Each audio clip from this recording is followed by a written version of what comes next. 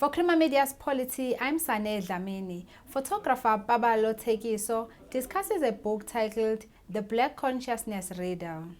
So briefly tell us about your involvement in the book as well as the pictures that were used. So I'm a photographer, I'm a photojournalist by profession, and I'm a videographer as well. So when we sat and talked about the idea of the book from the beginning, my involvement was to do the research and source pictures that will go into the book. Pictures like pictures of Steve Biko, pictures of his funeral, pictures of some of his friends, pictures of some of the people outside Steve Biko who actually big in Black consciousness, who actually played a big role in Black consciousness. So we had to go find Vuyelwa Mashalaba, all those people who were involved. I had to do the research and find their pictures. So you can imagine the task that I had was not easy, but hey, we managed to find as many as we could. And then also, the funny thing about this book is that when we did the research and we're looking for names of people who we were going to talk to and interview about the subject, we found that actually those people have been documenting over the years. So it was just a coincidence that when we started saying, who are we putting on the book? For an example, in 2006, I went to a Black consciousness event without even noticing that these pictures would be necessary for my book today, for our book. And I photographed a guy called Laibon Mabasa there, and it's a powerful picture of him, very emotional, and we now we used it in the book, and it's like, wow. So I found out that I've been actually working on the book without knowing that I'm working on the book, because it dates as far back as 2006 that I was actually collecting pictures for the book. How would you describe Black consciousness movement, and why is it such an important subject in our country? So, as you know, Black consciousness is a big subject. Not even one person can claim it today. We know from the Steve Bikos, your Heri Nengenkulus, your Boke Mafunas, your Bani Pichana, your Mampela Rampela, your Nsiki Biko, your Vuyelwa Mashalaba, I can go on and on. We've learned all these things about Black consciousness from them.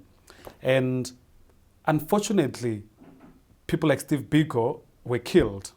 And that sabotaged the movement, that stalled the movement. And those who were alive either went into exile or couldn't operate openly as they were during that time. So what we thought as we were sitting down was, but this concept of Black consciousness, if we bring it back in one way or the other, to start helping people with their consciousness, because we believe Black consciousness is a state of mind, a state of awareness. So we believe that if we become aware of who we are, if we appreciate who we are, if we have a sense of self, we can solve a lot of problems. I can make an example. One of the ladies we interviewed told us that the biggest part of Black consciousness movement was actually the Black community projects that they used to do. And that involved things like, if we come to a neighborhood and we see that, this house or this school's fence is broken down, we would come together as a community and fix that school because we have pride in our school. So imagine if today we were thinking like that. Imagine if today we had a sense of self that made us appreciate ourselves, the way we are created, and we would have less problems, because why would I need to rape my sister if I have a sense of self? Why would I need to steal from my brother next door if I have a sense of self? Also, no one would oppress me because I have a sense of self. I'm aware of who I am. So no one would oppress me, be it a white person or a Black person, in any environment. So Black consciousness is a state of awareness and state of mind in which you exist, where no one can tell you a lie once you've experienced it or once you've discovered it. So we think Black consciousness today in this country can solve a lot of problems, because it's not a political movement. It's not contesting with any political party, but it's contesting with the mind and the well-being of our people. So we believe that if our well-being and if our mind is brought back and it's revived and is awakened, lots of problems would be solved in South Africa, or generally in the societies in which you exist. Who should be reading this book, and what message is it trying to put across? So the people that we want, or that we are targeting in the book, are mainly the youth. You know, most of, as you can see, I'm a young person myself, and we are targeting people who are still trying to find themselves. People are still trying to define who they are. People are still looking for their identity. So we are trying to find those kind of people. That is why in the book, when we said, how can we attract that demographic of people? That's why we included the video in the book, because there is something fun to do where we want to believe that a lot of people our age have technology from cell phones, you know. So it's easy where you can actually scan a QR code and then watch a video. If you don't want to read, you can watch videos from the book itself. So we are targeting young people really to say, if young people can read this book and engage with it in a manner in which we've put it together, we will see a different South Africa in a few years' time, because the people who are running this country, or the people who are in power today, are old people. And they can read the book, yes, but if we can reach the young people who can be awakened, who their minds can be revived and conscientized, those are our target people. That is why we are planning with this book to start having conversations in squatter camps, in townships with young people. We're going to have night of reading in townships where we're going to take the book, take the videos, put a slideshow of pictures, and make them see what this book is about. Even if they can't read, they can still interact with the book. And we're going to have round circles where we're going to say, listen, this is what Black consciousness we think is. We don't claim to be the know-all and be all of the book or of the topic, but this is what we think it's about. Engage with it. And you'll see people who live in squatter camps, once they understand and their consciousness is back, you won't see death on the side of the road, because they'll have a sense of self. You won't see them raping their sisters, because they'll have a sense of self-respect, and they'll love and connect with one another. So we are targeting the youth really to say, if we can win a percentage of them, our understanding in the future will be better, because we'll have a youth that's conscientized. Speaking about Steve Biko, we recently celebrated 40th anniversary of his death. What were his values, and do they still have a meaning today? Sure. So I've been a fan of Steve Biko for a while. I just also need to mention that as a fan of Steve Biko, I've come across some names that Steve Biko himself cherished and valued, and these were friendships that he held dear to him. And Black consciousness was not just about Steve Biko. Yes, he's the face of it, and yes, he's the guy who we give credit to. But I just want to make this comment before I answer your other thing. Sorry that I'm diverting, but I want to tell you this story, because this is such an eye-opener for us when we were doing the book. We came across a guy called Herino Ngenkulu. Actually, it was two guys, Bokwe Mafuna and Herino Ngenkulu. These were Steve Biko's best friends, and they are still alive today.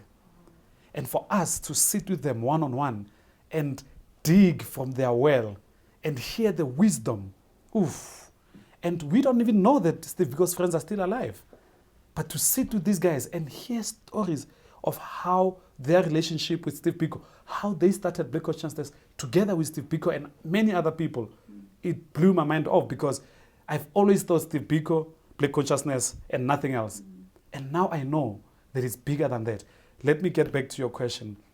Steve Biko's morals or values, there is in the book that Steve Biko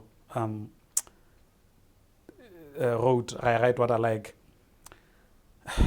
There's a line that he says, if you reject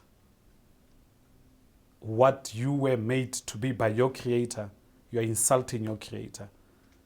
And in that, he was trying to say, you are black. You are not a curse. If you can believe that you have the same capabilities, same abilities, same value as the opposite, as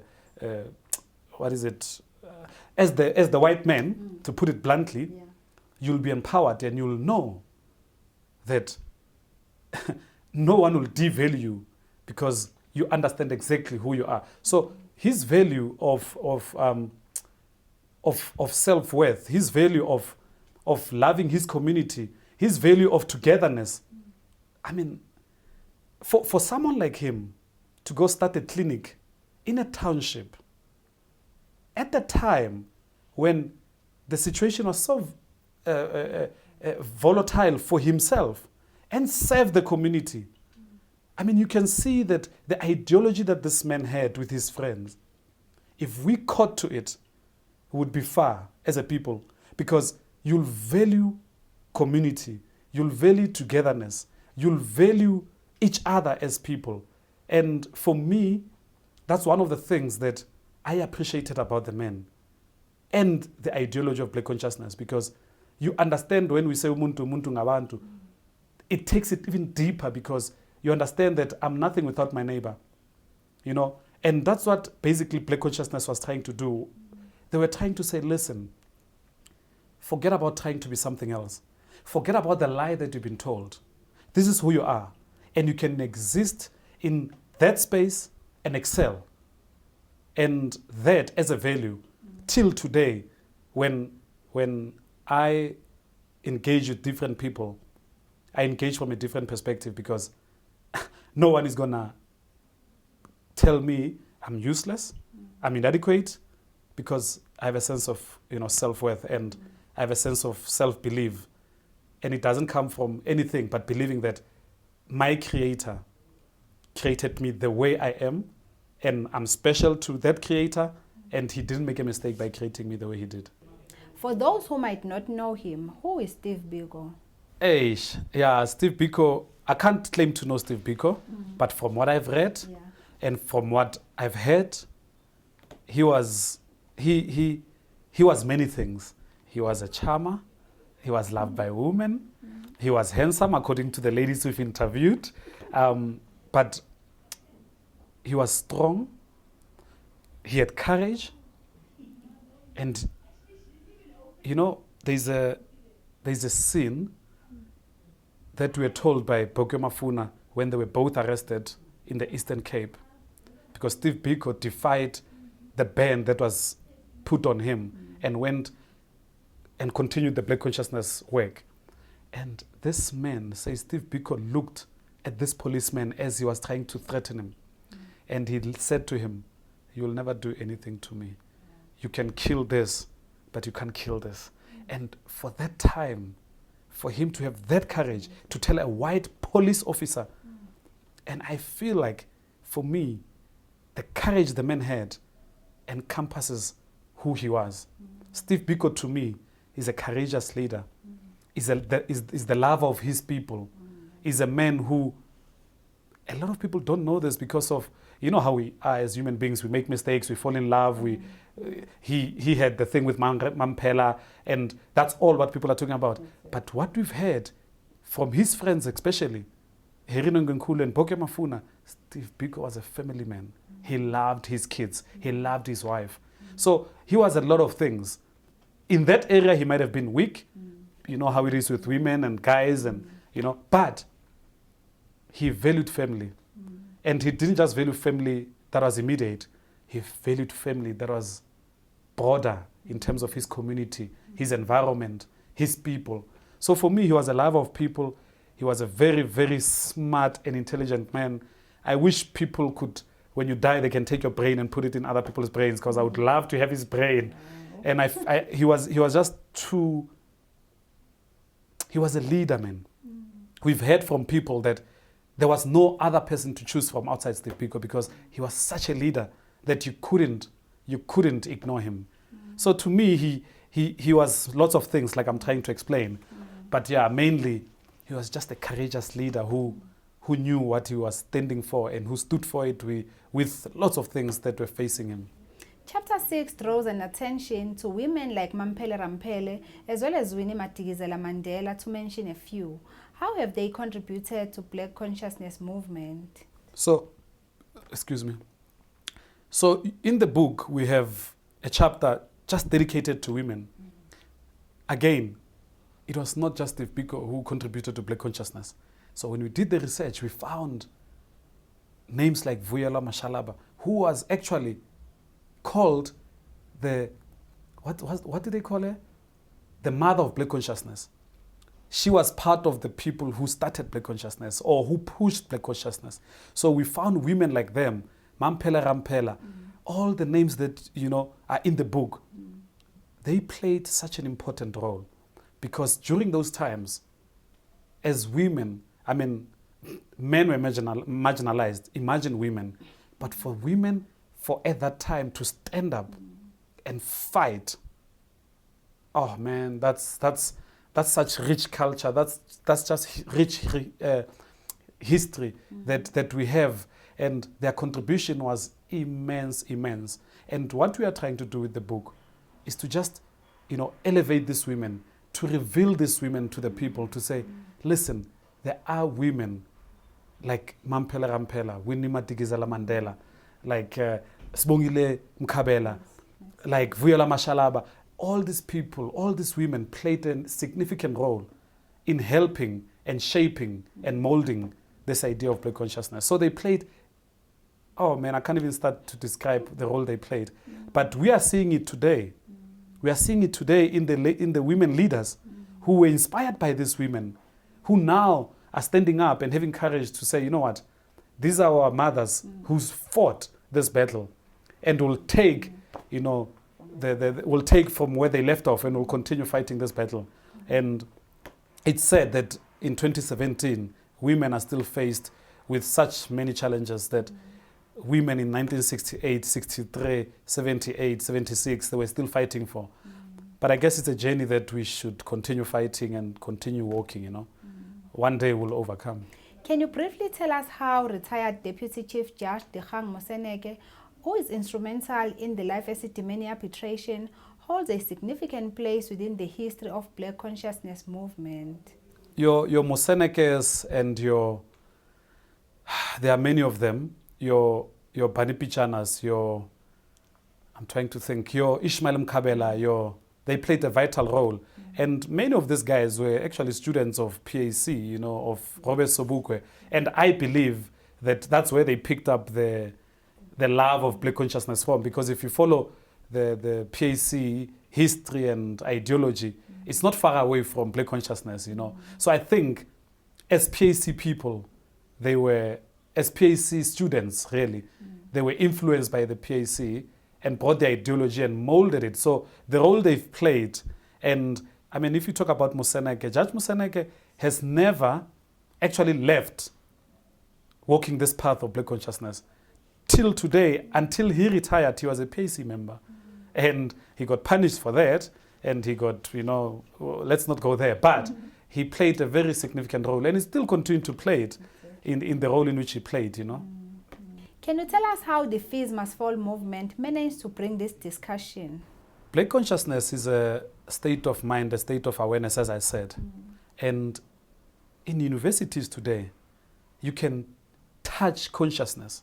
You can see that students are conscious now of who they are, what they represent, what they want the future to look like. And if you take all these things, it's exactly what Black consciousness was about. So when you talk Fees Must Fall, a lot of the students, when you listen to them speak, you can hear that they draw a lot of what they want to see from Black consciousness ideology, because they are fighting for the rights of their peers. They are fighting for their voices to be heard. They are fighting for their place in society. They are fighting for what the future that they want to see happen in the country.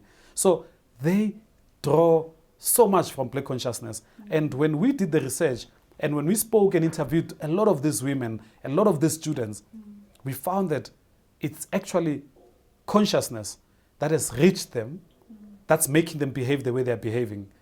Because the minute consciousness reaches you, you become very, very dangerous. Because what it does, it makes you aware of things that are happening around you and you start questioning everything and you start wanting to play a role in fixing some of the dysfunctionality that you see around yourself. So the Fees Must Fall movement in particular, in our view, and that's why we included it in the book, is exactly what Black consciousness was about. Fighting for the rights of others and trying to conscientize people. I mean, the way Fees Must Fall started, it started in one university and like wildfire, it just caught on. And Black consciousness, until it was sabotaged by the apartheid government, through killing of the leaders going to exile, was catching fire. It was catching up and it was spreading like wildfire. So we believe that the Fees Must Fall was as a result of consciousness that students picked and said, why is Rhodes' statue still here? That's consciousness.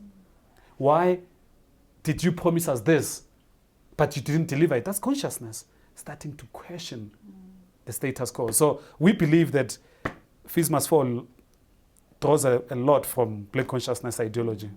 And lastly, what would you say to those who believe that Black consciousness is an attack on white people?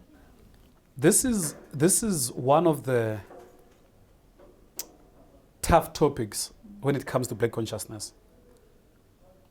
Black consciousness has nothing to do with pigmentation of the skin, but a state of mind. So if you want to believe that conscientizing people is actually encouraging hatred towards the other, I would argue and I would encourage people who think like that to actually interrogate this ideology. I'm going to tell you something. In conversations I have with people, that statement comes from many ignorant people who, when you dig down and dig deep, you find that they actually don't even understand what Black consciousness is about. Because Black consciousness came as a result of conscientizing a community that was starting to leave itself, that was starting to not believe in itself, where people started thinking beauty, the standard of beauty is something else. And Black consciousness was saying, no, let's address that. The way you look is the way you were created. Don't run away from how you look, because the standard of beauty has been defined in a certain way. So if that is an attack on another race, I don't know. But in my view, conscientization of a mind is just to say to someone, wake up and realize that you are precious, you are valuable, and you can do whatever you want to do in life with the same passion, with the same capabilities as any person in the world. That's conscientization of the mind. So the funniest thing, which you will read about it when you read the book, but some secrets that we found was that even these Black consciousness leaders were dating white people. They were in love with white people. So to even suggest that this ideology was an attack to white people, you know, Steve Biko and others and Black consciousness movement was rightfully so fighting this idea that you had to depend on someone else to do things for you. It's actually saying you can do it yourself. Don't depend on. That is why there's a part in the book where we deal with white liberalism, where you are saying, as white people, just because we are friends, that doesn't mean you must dictate how I must live my life. You can be in my space, but don't dictate how I exist in that space. If that is rejecting whiteness and white people, then I don't know what. Then rejection means something else. All I can say is, it's not a rejection of the other, but it is a conscientization of Black people to value themselves more, to believe in themselves more, not to depend on others to do stuff for them, not to believe the lie that they get told that they are inferior, because once you believe you're inferior, it's over. But if you believe that you were created with the same mind, same possibilities, same opportunities, same capabilities, you can conquer everything. And that's what Black consciousness is trying to do. It's trying to remove this dependence on the other and give, not power, but give, what's the word I'm looking for? And give assurance, if I have to use that word, to the other to say, you can do it. And the way you were created, appreciate yourself that way. And don't try to be something else. That was Paballo Thekiso speaking to Crema Media's Polity about the book titled The Black Consciousness Reader.